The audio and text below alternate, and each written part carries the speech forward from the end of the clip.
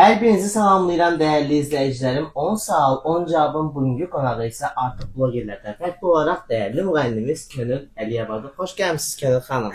Xoş gördük sən. Gözəl adınızda oldu. Təkrar təbrik edirəm. Neçə belə illərə çıxarsınız. Neçə yaşınız oldu? Təşəkkür edirəm. 35 yaşım oldu. Qadından yaş soruşmazlar. Məndən amma olar, məndən olar. 25 göstərdi xanım. Suallarınıza hazırsınız. Həmişə ki. Tam dürüst və səmimi cavab verəcəyinizə söz verirsiniz. Mən zaten dürüst olduğuma görə suallarımın da cavabı Çox dürüst gözəl. olacaq. O zaman ilk sualımızdan başlayırıq.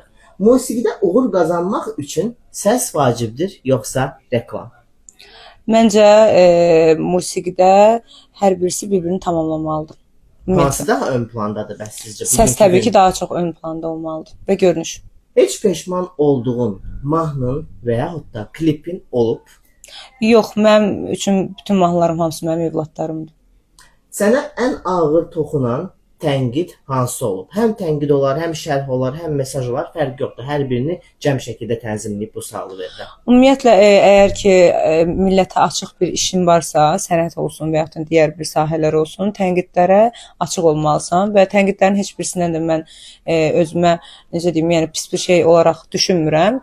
Sadəcə hər birindən özümə bir dərs almağa çalışıram. O inciliyim bir tənqid yəni yoxdur. Düşünmürəm ki olsun. Çox gözəl.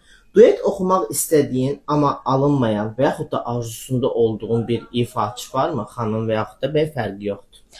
Əlbəttə ki, mənim uğurum olan Ayaman mahnısının belə deyək də sahibi Mahsun Kırmızıgüllə istəyərdim ki, Ayamanı yenidən oxumaq. Bəs yerli müğənnilərdən? Yerli müğənnilərdən hal-hazırda düşündüyüm yoxdur.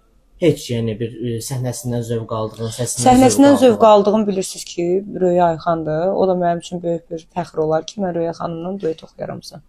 Çox gözəl. Sənət üçün heç böyük bir qurban vermisənmi? Bu suala tam səmimi cavab verməyi istəyirəm. Həyatımı qurban vermişəm. Ümumi həyatımı. Ümumi həyatım. Bəs ailəli olmağın sənət yolunda sənə hər hansısa bir qadağalar və yaxud da bir əngəllər yaradıbmı?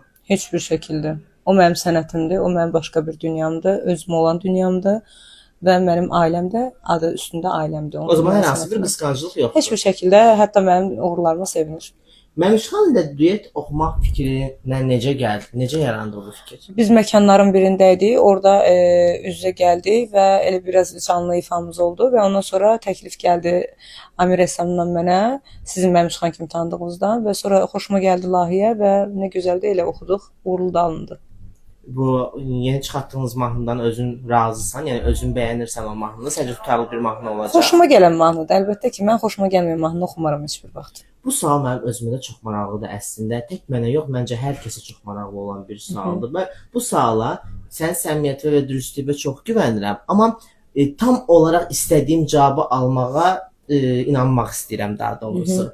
Orta məkanlarda səhnə alan müğənnilərin səncə səsinə tələbat var, yoxsa görkəminə? Görkəminə. Onların səsi olduğunu düşünürsənmi bəs? Səsi olan da var, içi elə özüm qarışıq. Səsi olan da var, səsi olmayan da var. Amma bugünkü gün gəlin açıq-aşkar danışaq ki, bizdə səsə çox da hal-hazırda önəm verən çox az bir təbəqə var. Bəs bunun səbəbi nədir? Bir insanın səsi yoxdur, sırf görkəmi var deyə. Bu modellik yarışması deyil axı. Səsi olmalıdır ki, bir səhnədə yer alasan. Səsin olmadığı halda necə bir məkanın sahibkarı mı olsun və yaxud da müştərilər mi olsun, sənə niyə tələb göstərsinlər? Yəni müştərilərin, sahibkarların gözləntisi nədir səndən tamam? Sən deyəndə yəni onlardan. Ümumiyyətlə əlbəttə ki, ümumi danışırıq. Çox üzr istəyirəm. Sizin bu sualınıza elə bir cavab vermək istəyirəm ki, artıq tamaşaçılar da onu biləcəklər nə demək istəyirəm. Qabaqca səsi olan, sənəti olan, istedadı olan oxuyurdu, indi ağzı olan oxuyur bu qədər. Bəs niyə hər kəs müğənni olmağa çalışır? Vallahi elə bilirlər ki, qaz vurub qazan doldururuq. Doğrudan belədir, yoxsa necə? Yəni elə də deyil. Əgər əsl sənətin varsa, əgər həqiqətən əsl istedadın varsa, mütləq şəkildə ki, əziyyətlə gəlib çıxmalısan bir yerə. Heç kim havaydan nəsə eləyə bilmir. Əgər elə şeylər də havaydan gəlirsə, demək ki, gülürəm sadəcə. Xəyalını qurduğun yerdəsən? Xeyr, hələ yox. Buna bir illər lazımdır ən azından. Bayağı illər lazımdır. 15 il mənim üçün hələ ki rəqəmlər deyil, göstərici deyil. Ad çəkməyi istəyirəm. Könülün bəyəndiyi 3 həmkar kimdir? Dostun da ola bilər, heç tanımadığın da ola bilər, amma öz janrında, öz təbəqəndə olan müğənniləri nəzərdə tuturam. Yəni hər kəsin standart cavab verdiyi Brilliant Dadaşov, Zülfiyar Xanım Babayeva böyük sənətkarların təbəqəsi yox. Öz təbəqəndə bəyəndiyin, bir YouTube-da və yaxud da radioda mahnısı çıxdığı zaman dəyişmədiyin, qulaq asmaqdan zövq aldığın müğənnilərin üçünün mənə adını çək, amma mütləq çək. Ad çəkimdə Zəhra Muradova, həm mənim elə bacı bildiyim xanımdır. Zəhra Muradovadır. Ondan sonra elə Pərviz Tahirdir, Rovikin özüdür. Çox bir neçə dənə ad çəkə bilərəm. Xətrin həqiqətən də istədiyim və istedadlarına güvəndiyim dostlarım var ki, uğurlar da arzulayıram onlara. Çox dostlarım var ki, adları hal-hazırda yadımdan çıxsa da, amma sizlə fəxr edirəm. Yaxşı ki varsınız, elə yaxşı ki də davam edin, belə də gedin. Bəs sevmədiklərin? Oo, nə qədər var. Çatmaz verir bitər. Özünə ikon kimi gördüyün, ikona kimi gördüyün insan kimdir bu sferada? Azərbaycanda 2 dənə ikon var. Təbii ki, deməyə ehtiyac yoxdur. Röya xanım və Aygün Kəzimova xanımdır.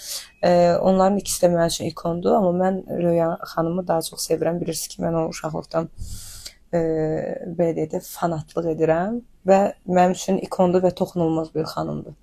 Səncə səsi olmayıb görkəmi olanların dövrü bitəcəkmi, yoxsa bu dövran ömür boyu belə davam edəcəkmi? Təəssüf ki, belə də davam eləyəcək. Daha da bərbadlaşacaq. Yox. Bəs bunu dəyişilmək üçün sənin kimi səsi olan insanlar niyə heç bir şey eləmir? Niyə addım atmır? Hələ məni bir kənara qoy, məndən də güclü səsi olan mənim yaşımda və yaxud da məndən yaşda biraz böyük olsun və yaxud da yaşda biraz balaca olsun. O qədər istedadlı insanlar var ki, təəssüf ki, bu dəqiqə səsi olmayanlar tuğyan edir də, belə deyək də. Baxın, çox üzr istəyirəm, qısa bir şey demək istəyirəm. Əgər bir şeydə özünüzü tamamlaya bilmirsinizsə, o sahədə, o sahəyə qarşı sevginiz yoxdursa, gəlir kimi yox, sevginiz yoxdursa, o sahədən uzaq durun. Nə bizim adımızı batırın, nə də ki sənətimizi batırın. Nə də ki özünüzü bu qədər vəziyyətə düşürtməyin. Lazım deyil yəni. Xəbər səhifələri arasında ən çox bəyəndiyiniz və daim fəlabatlı olduğunu düşündüyünüz xəbər səhifələri kimlərdir və yaxud hansılardır? Xəbər səhifələrindən elə mənim üç öz dostlarım da var. Tağı var, ondan sonra Xəbər maqazini salamlayıram buradan. Tağı var, hər zaman mənə dəstək olur. Maddi yox, mənəvi olaraq heç bir zaman. Fatoş var, Xəbər News, səfərimizə Xəbər News olmalıdır, Fatoş var. Ondan sonra uşaqların adı yadımdan çıxa bilər, üzr sayın. Amma çox xəbər saytları var ki, həqiqətən də bugünkü günü baxırsan ki, düzgün məlumatlar verirlər. Tağı bəy sizin adınızda da çox böyük bir dəstək göstərmişdi, əlindən gələn eləmişdi. Fatma xanımdır, Tağıdır. Onlar ikisi də mənə gözəl dəstək göstərdilər və elə buradan da onlara təşəkkür etmək istəyirəm. Gəlmək istədiyiniz bu sənətdə son nöqtə hansıdır? Könül olacağı nöqtə. Onu hansı zaman dilimində görürsünüz onu? Çox uzaqda da görmürəm. Əgər belə deyim də, bir ağlımda düşündüyüm bir nəsə varsa, ora hər zaman prinsipialni bir xanım olmuşam hər zaman. Dediyim dediyi olubdu, hər zaman istədiyim yerdə də gedib olmuşam. Düzdür, istədiyim yerə hələ çatmamışam, amma bir 30% gəlmişəm. Könül Əliyeva məkan müğənnisidir, yoxsa bir gün sənətkar olacaqmı? Könül Əliyeva sənətkar olacaq bu ölkədə. Yəni bunu tam əminliklə, rahatlıqla deyə bilirsən. Əminliklə deyirəm, çünki mən bugünkü günü qürur verən bir şeylər var ki, sənətkarlar mənim haqqımda mənə dəstək olurlar. Elə Könül xanım Kərimova, adaşım, dəyərli sənətkarımız mənə dəfələrlə mənəvi şəkildə çox dəstək olubdu. Hətta biz Könül xanım mahnısını da ifa eləmişik. Namiq bəylə olan mahnısını. Könül xanım, yəni mənə bir sənətkarın ki, sözü ki, çox gözəl oxuyursan qızım, bu mənim üçün böyük bir şeydir. Mənə ehtiyac yoxdur ki, kimsə səsi olmayan qıcıqlığından, acıqlığından gəlsin desin ki, səsiniz varsa nə gözəl, valla mənə də üstə olun. Amma bir sənətkar təbii ki, sənətkar da illərini verib burada. Bir sənətkarın mənim haqqımda bir fikir bildirmək mənim üçün böyük bir şeydir. Çox səmimi idin. Çox səmimi. Hər zaman super, əlaydı. Çox təşəkkür edirəm. Mən təşəkkür edirəm. Bugünkü sual cavab verilişimizin qonağı Könül Əliyeva idi. Gələn görüşlərə qədər məncə bəyəndiyiniz bir veriliş olacaq. Şərhlərdə isə mütləq bir şəkildə fikirlərinizi tam səmimi bir şəkildə gözləyirik. Təşəkkürlər, sağ olun.